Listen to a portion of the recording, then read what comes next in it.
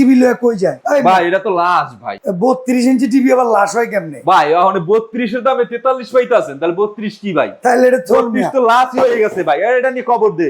আচ্ছা এই যে দেখেন 43 inch Android double glass voice control Google operating সহ 4K, আর কি লাগে এটাতে ভাই? ওই দেখেন কত বড় একটা অসাধারণ ভাই। করছে 3000 প্লাস কিন্তু চ্যানেলও ফ্রি আছে। 60 সে ভাই তো পুরো ক্লিয়ার তো ক্লিয়ার হবে না কেন ভাই? 4K টিভি ভাই, 4K ক্লিয়ার হবে না কেন?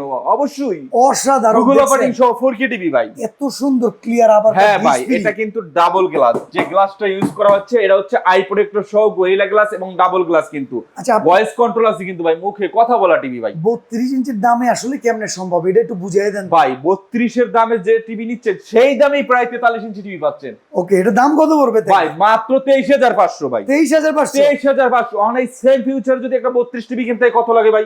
মিনিমাম 23-24 হাজার টাকা তো লাগে 24000 টাকা লাগবে। তাহলে আমি 23500 টাকায় 43 ইঞ্চি টিভি পেয়ে যাচ্ছেন, কিন্তু তাও Android double glass voice control Google operating সহ টিভি ভাই। বাজেট যদি 32 হয় পেয়ে যাবেন 43 43 ইঞ্চি।